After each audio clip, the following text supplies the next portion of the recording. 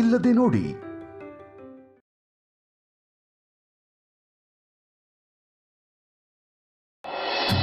ನಮ್ಮಿಬ್ರ ಮಧ್ಯೆ ಕೋಪ ಜಗಳ ಬಿಟ್ಟು ಬೇರೆ ಯಾವ ಫೀಲಿಂಗ್ಸು ಇರಲಿಲ್ಲ.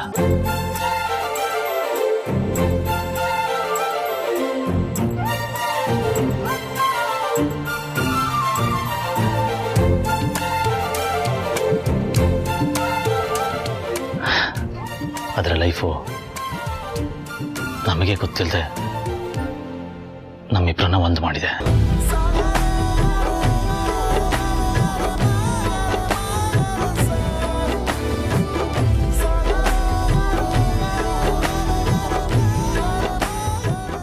ಆಮೇಲೆ ಸ್ನೇಹ ಬೆಳೀತು.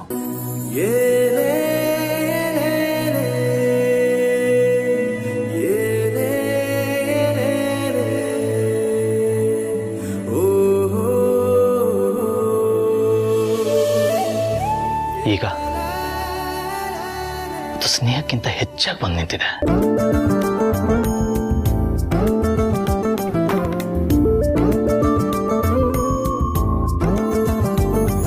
ಸ್ನೇಹಕ್ಕೂ ಮೀರಿದ ಸಂಬಂಧ ಯಾವುದು ಗೊತ್ತಾ? ಲವ್.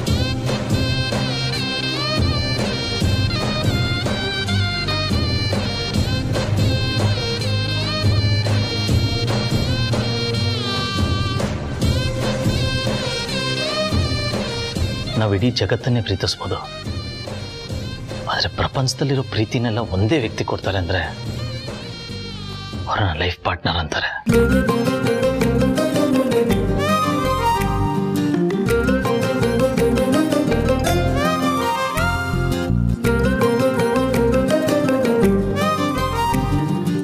ಲೀಲಾ,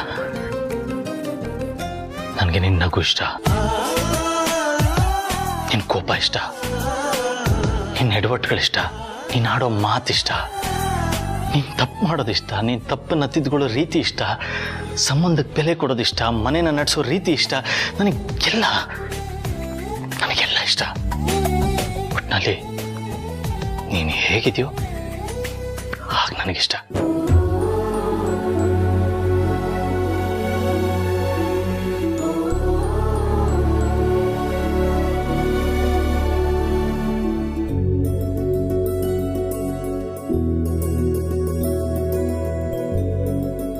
ನೀನನ್ನು ಒಂದಿನ ನೋಡ್ಲಿಲ್ಲ ಅಂದ್ರಾಗಲ್ಲ, ನಿನ್ ಮಾತು ಕೇಳಲಿಲ್ಲ ಅಂದ್ರಾಗಲ್ಲ. ನನ್ನ ಇಡೀ ಜೀವನನ ನಿನ್ನ ಕೈಗಿಡಬೇಕು ಅಂತ ಆಸೆ. ನಾನು ಮಾಡಿರೋ ಸಾಧನೆ, ಹೆಸರು, ಅಂತಸ್ತು ಇದ್ಯಾವುದೂ ನಿನ್ನ ಮುಂದೆ ದೊಡ್ಡದು ಅನ್ಸಲ್ಲ ಲೀಲಾ. ಯಾವತ್ತೂ ಒಂದಿನ ಇದೆಲ್ಲನೂ ಕಳ್ಕೊಂಡು ನಡು ರೋಡಲ್ಲಿ ನಿಂತಿತ್ತು ನೀನೊಬ್ಬಳು ನನ್ನ ಜೊತೆ ಇದ್ರೆ ನಾನು ಕಳ್ಕೊಂಡಿದ್ದೀನಿ ಅನ್ನೋ ಫೀಲಿಂಗ್ ಇರಲ್ಲ. ಯಾಕೆಂದ್ರೆ ನೀನು ನನ್ನ ನಿಜವಾದ ಆಸ್ತಿ.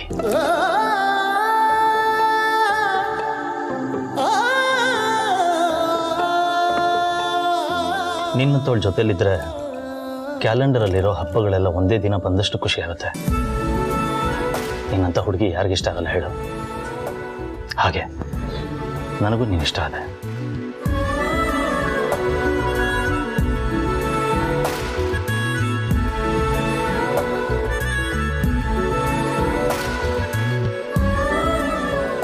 ನಿನ್ನ ಹೆಸರು ಜೊತೆ ನನ್ನ ಹೆಸರು ಸೇರಾದ್ಮೇಲೆ ಆ ಹೆಸರನ್ನು ತುಂಬಾ ಇಷ್ಟಪಡಕ್ಕೆ ಶುರು ಮಾಡಿದ್ದೀನಿ.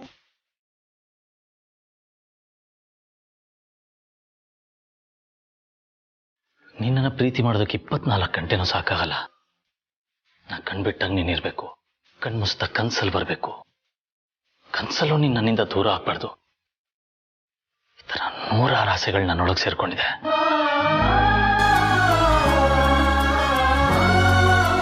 You know what? First time in my life ನಾನು ನಿನಗೆ ಸೋತಿದ್ದೀನಿ. ಬಟ್ ಸೋಲಲ್ಲೂ ಗೆಲುವನ್ನು ಕಂಡಿದ್ದೀನಿ. ನಾ ಸೋತ್ ಗೆದ್ದಿದ್ದೀನಿ. And I really mean it. You are my victory.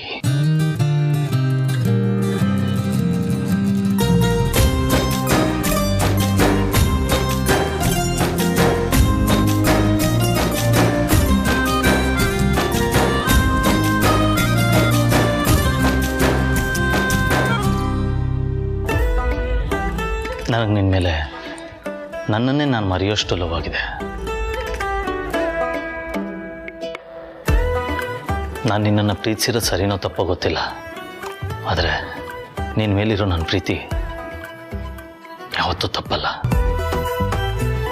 ಒಬ್ಬ ವ್ಯಕ್ತಿ ಎಕ್ಸ್ಟ್ರೀಮ್ ಎಮೋಷನ್ಸ್ನ ಅರ್ಥ ಮಾಡ್ಕೊಂಡವರು ಬೆಸ್ಟ್ ಲೈಫ್ ಪಾರ್ಟ್ನರ್ ಅಂತಾರೆ. ನೀನು ನನ್ನ ಖುಷಿನ, ನನ್ನ ಕೋಪನ ಎಲ್ಲ ಸಹಿಸ್ಕೊಂಡಿದ್ಯಾ.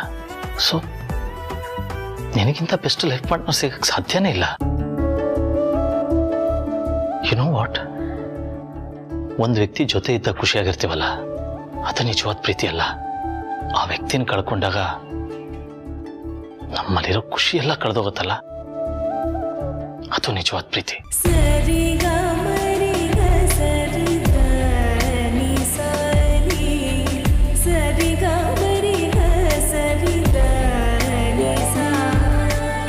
ಇವತ್ತು ಏಜೆ ಬದಲಾಗಿದ್ದಾನೆ ಅಂದ್ರೆ ಅದಕ್ಕೆ ನೀನು ಕಾರಣಲಿಲ್ಲ. ನೀನಿಲ್ಲ ಅಂದ್ರೆ ನನ್ನ ಲೈಫಲ್ಲಿ ಖುಷಿನೇ ಇರಲ್ಲ. ಇವತ್ತು ನಾನೆಲ್ಲನೂ ಮರೆತು ಖುಷಿಯಾಗಿದ್ದೀನಿ ಅಂದ್ರೆ ಅದಕ್ಕೆ ಕಾರಣ ನೀನು. ಮನಸಾರೆ ನಾವೇನಾರ ಇಷ್ಟಪಟ್ರೆ ಅದನ್ನ ನಮ್ದಾಗ್ಸೋಕ್ಕೆ ಇಡೀ ಪ್ರಪಂಚ ಪ್ರಯತ್ನ ಪಡುತ್ತಂತೆ. ಆ ನಂಬಿಕೆ ಮೇಲೆ ನಾನಿವತ್ತು ಕೇಳ್ತಾ ಇದ್ದೀನಿ.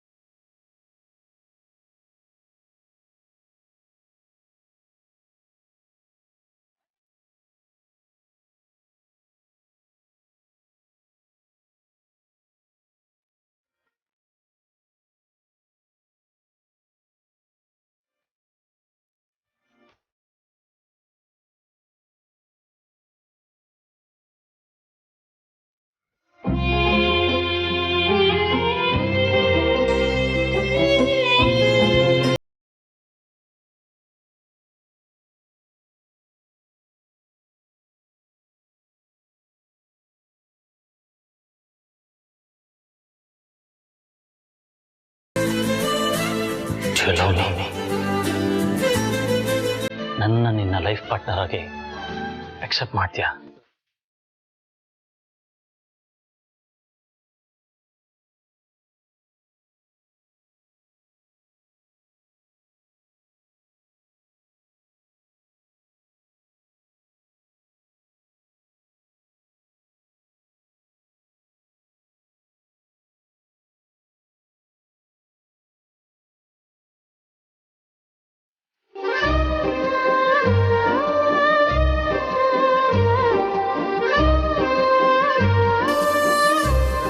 ಲವ್ ಯು ಟೂ ರೀ. 7 ಜನ್ಮಕ್ಕೂ ನೀವೇ ನನ್ನ ಗಂಡ ಆಗ್ಬೇಕು.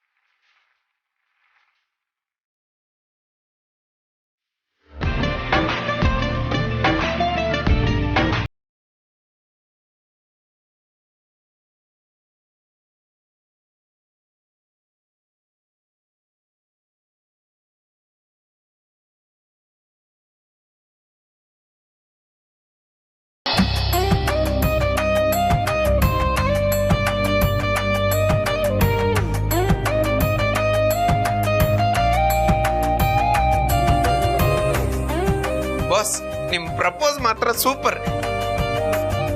ನೀವು ನಿಮ್ ಲವ್ನ ಹೇಳ್ತಿರೋ ಇಲ್ವೋ ಅಂತ ನಿಮ್ಗಿಂತ ಜಾಸ್ತಿ ನನ್ಗೆ ಭಯ ಆಗಿತ್ತು.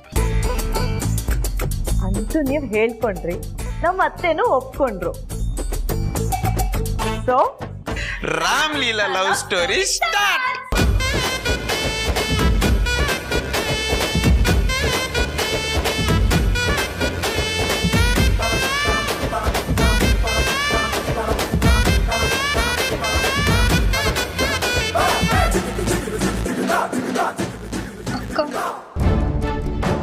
ನನ್ನ ಹೊಟ್ಟೆಗೆ ಬೆಂಕಿ ಹಾಕ್ದಂಗೆ ಆಗ್ತದೆ. ಇದು ಹೀಗೆ ಆಗುತ್ತೆ ಅಂತ ನನಗೆ ಚೆನ್ನಾಗಿ ಗೊತ್ತಿತ್ತು ಸರ್. ಆದರೆ ಹೆದರ್ಕೊಳ್ಳೋದು ಬೇಡ. ಇದು ಎಲ್ಲೂ ಹೋಗಿ ಮುಟ್ಟುತ್ತೆ ಅಂತ ನನಗೆ ಚೆನ್ನಾಗಿ ಗೊತ್ತು.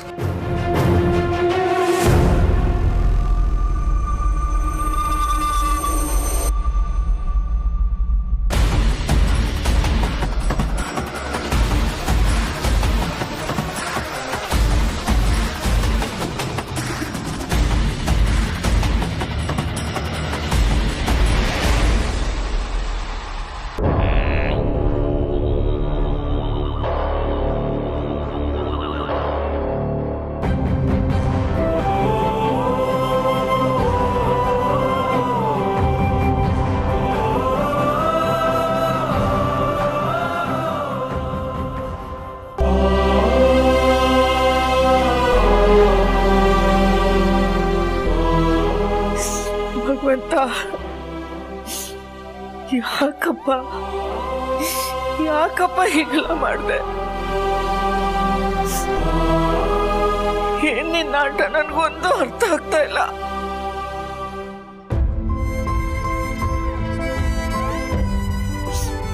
ಇಲ್ಲಿ ಜೋಡಿಗಳನ್ನು ಒಂದ್ ಮಾಡಿ ಆ ಜೋಡಿ ಮಧ್ಯೆ ಏನೇನೋ ತರ್ತೀಯ.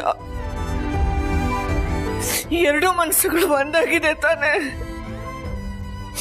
ಈಗ ಹಳೆ ಮನಸ್ಸನ್ನ ತಂದು ಕಲೆ ಹಾಕಕ್ ನೋಡ್ತಾ ಇದೀಯ.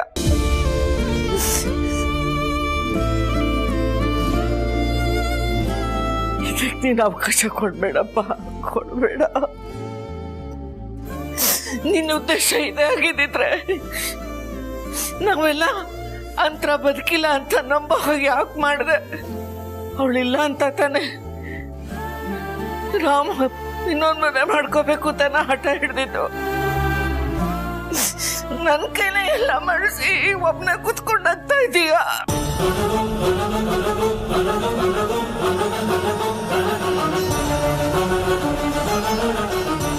ಇದೆಲ್ಲ ನೀನ್ ಯಾಕಪ್ಪ ಮಾಡ್ತಾ ಇದೀಯಾ? ಬಹುಶಃ ನಿನ್ಗೆ ಈ ಮಕ್ಕಳು ಖುಷಿಯಾಗಿರೋದನ್ನ ನೋಡಿ ಹೊಟ್ಟೆ ಕಿಚ್ಚಾಗ್ತಿದೆ ಅಂತ ಕಾಣುತ್ತೆ. ಇದು ನೀಲ ಭವಿಷ್ಯದ ಪ್ರಶ್ನೆ, ನನ್ ಮಗನ್ ಭವಿಷ್ಯದ ಪ್ರಶ್ನೆ. ಇಷ್ಟು ದಿನ ನೊಂದು ಬೆಂದು ಆ ಮಕ್ಕಳು ಇವತ್ತೇನೋ ನೆಮ್ಮದಿ ದಡ ಸೇರ್ಕೋತಿವೆ. ಅಷ್ಟ್ರಲ್ಲಿ ನೀನ್ ಆಟ ತೋರಿಸ್ಬೇಡಪ್ಪ, ತೋರಿಸ್ಬೇಡ. ಅವ್ರಗಳ ನೆಮ್ಮದಿಯಾಗಿರಕ್ ಬಿಟ್ಟು ಬಿಡು.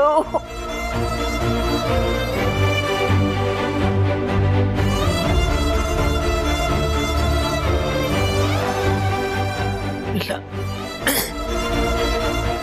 ಇಲ್ಲ, ಇದ್ರ ವಿಷಯ ಯಾರಿಗೂ ಗೊತ್ತಾಗ್ಬಾರ್ದು.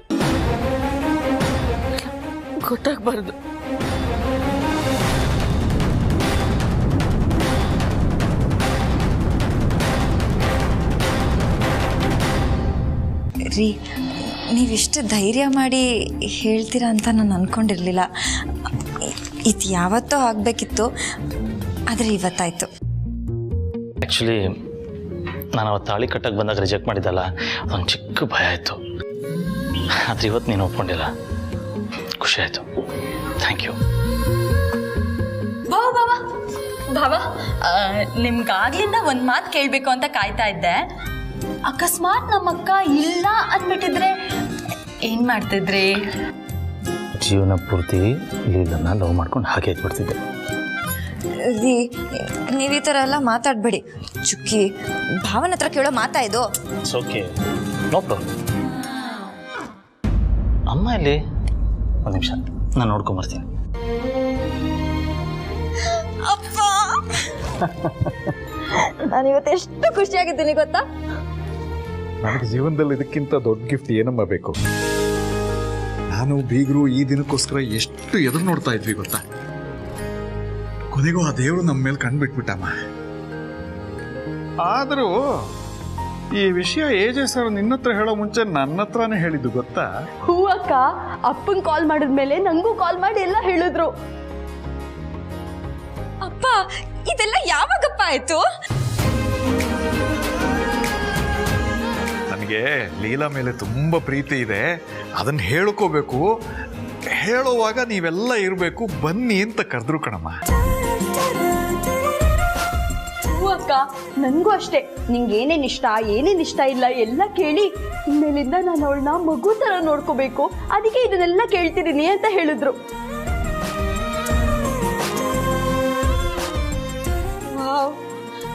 ಅಪ್ಪ, ನೀನೇ ಗಂಡು ಹುಡುಕ್ತಾ ಇದ್ರು, ಈ ತರ ಗಂಡ ಹುಡ್ಕಕ್ಕಾಗ್ತಿತ್ತಾ? ಇಲ್ಲಮ್ಮ, ಖಂಡಿತ ಸಾಧ್ಯ ಆಗ್ತಿರ್ಲಿಲ್ಲ.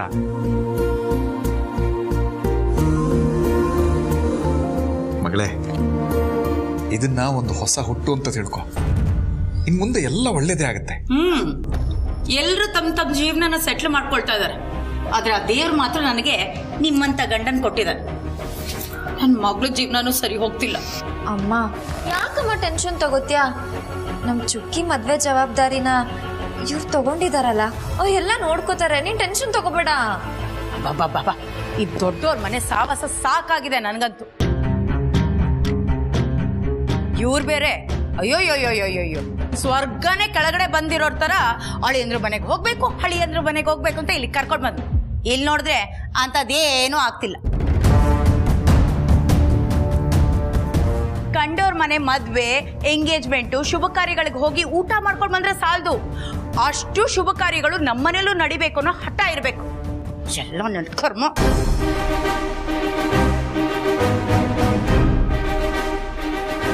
ಮೇಡಮ್, ಊಟ ರೆಡಿ ಇದೆ, ಬಾಸ್ ಕರೀತಿದ್ದಾರೆ, ಪ್ಲೀಸ್ ಎಲ್ರು ಬನ್ನಿ.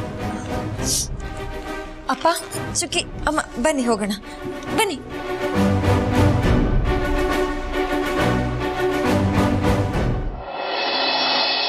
ಅಯ್ಯೋ, ಏನಾಯ್ತು ಲಕ್ಷ್ಮಿ ಮೇಡಮ್? ನಾವೆಲ್ಲರೂ ಕಾಯ್ತಿದ್ದಂತ ರಾಮ್ಲೀಲಾ ಲವ್ ಸ್ಟೋರಿನೂ ಸ್ಟಾರ್ಟ್ ಆಗೋಯ್ತು. ಬಾಸ್ ಮೇಡಮ್ ಇಬ್ರು ಒಂದಾಗೂ ಆಯ್ತು. ಬಾಸ್ ಎಲ್ರ ಮುಂದೆ ಪ್ರಪೋಸ್ ಮಾಡಿ ಲೀಲಾ ಮೇಡಮ್ ಅದಕ್ಕೆ ಓಕೆ ಅಂದಿದ್ದು ಆಯ್ತು. ಇನ್ನೂ ಯಾಕೆ ಮುಖ್ಯ ಸಪ್ಪ ಮಾಡ್ಕೊಂಡಿದ್ದೀರಾ ಮೇಡಮ್? ವಿಶ್ವರೂಪ್, ಈಗ ಅದೇ ಪ್ರಾಬ್ಲಮ್ ಆಗಿರೋದು.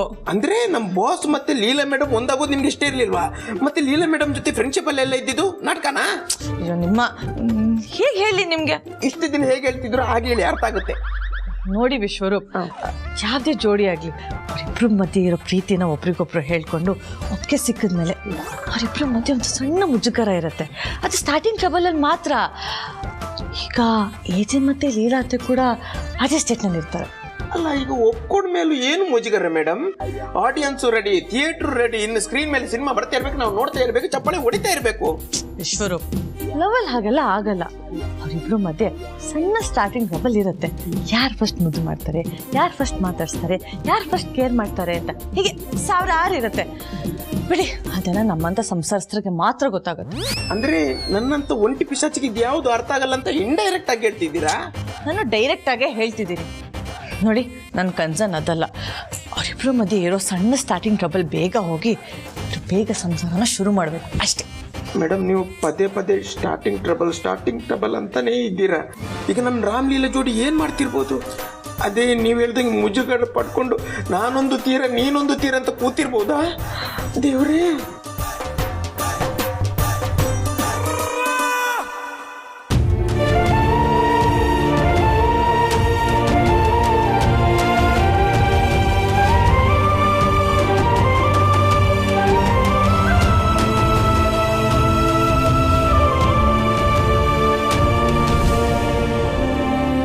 I love you, Leela.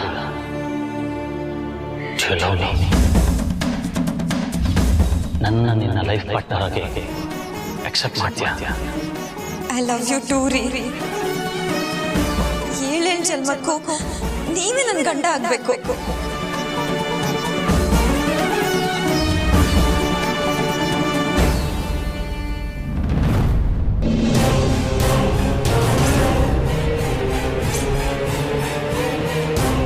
ಅಜ್ಜಿ, ಯಾಕೆ ಬೇಜಾರಲ್ಲಿದ್ದೀರಾ? ನಾನಾ ಬೇಜಾರ? ಹಾಗೆಲ್ಲ ಏನಿಲ್ವಲ್ಲಮ್ಮ. ಸಾರಿ, ಬೇಜಾರಲ್ಲ, ಆತಂಕದಲ್ಲಿದ್ದೀರಾ ಅನ್ನಿಸ್ತಾ ಇದೆ. ಆತಂಕನ? ಅಂತ ಚಿಂತೆ ನನಗೇನಿದೆಯಮ್ಮ, ನೀನೊಳ್ಳೆ. ಅಜ್ಜಿ, ನಾನು ನಿಮ್ಮನ್ನ ನಿನ್ನೆ ಮೊನ್ನೆಯಿಂದ ನೋಡ್ತಾ ಇಲ್ಲ. ನೀವೇನು ಅಂತ ನನಗೆ ಚೆನ್ನಾಗಿ ಗೊತ್ತು. ನಿಮ್ಮ ಉಸಿರಾಟದಲ್ಲಿ ಸಣ್ಣ ಏರ್ಪೇರಾದರೂ ಅದು ನನಗೆ ಗೊತ್ತಾಗುತ್ತೆ. ಅವತ್ತು ದೇವಸ್ಥಾನದಲ್ಲಿ ನೀವು ಗಾಬರಿ ಆಗಿದ್ರಲ್ಲ, ಅದೇ ರೀತಿ ನೆನ್ನೆ ಫಂಕ್ಷನ್ನಲ್ಲೂ ಗಾಬರಿ ಆಗಿದ್ರಿ. ಅದನ್ನು ನಾನು ಗಮನಿಸಿದ್ದೀನಿ. ಅಂಥದ್ದೇನಾಯ್ತು ಅಜ್ಜಿ? ಏನಾದರೂ ತೊಂದರೆ ಇದ್ರೆ ನನ್ನ ಹತ್ರ ಹೇಳ್ಕೊಳ್ಳಿ. ನನ್ನ ಕೈಲಾದ ಸಹಾಯ ನಾನು ಮಾಡ್ತೀನಿ. ನೀನು ಅನ್ಕೊಂಡ ಹಾಗೆಲ್ಲ ಏನಿಲ್ಲಮ್ಮ. ಸುಮ್ಮನೆ ಪದೇ ಪದೇ ಕೇಳಬೇಡ, ನಂಗೆ ತಲೆ ನೋವ್ತಾ ಇದೆ.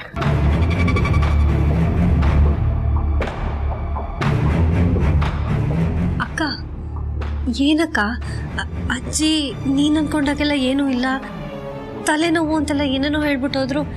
ನಂಗೇನೂ ಅರ್ಥ ಆಗ್ತಿಲ್ಲ. ಆ ಅರ್ಥನೇ ನಾವು ಹುಡುಕ್ಬೇಕು ಸರ್. ಈ ಪ್ರಶ್ನೆಗೆ ಉತ್ತರ ಗೊತ್ತಾಗಿದ್ದ ದಿನ ಮಗ ಸೊಸೆ ಇಷ್ಟು ಸಂತೋಷವಾಗಿದ್ರು ಅಜ್ಜಿ ಯಾಕಿಷ್ಟು ಬೈದಲ್ಲಿದ್ದಾರೆ ಅನ್ನೋದ್ರ ಕಾರಣ ನಮಗ್ ಗೊತ್ತಾಗುತ್ತೆ. ಕರೆಕ್ಟ್ ಅಕ್ಕ. ಆ ಕಾರಣ ಗೊತ್ತಾಗಿತ್ತೇನಾ ನಾವು ಮುಂದೆ ಏನು ಮಾಡ್ಬೋದು ಅಂತ ಪ್ಲ್ಯಾನ್ ಮಾಡ್ಬೋದು.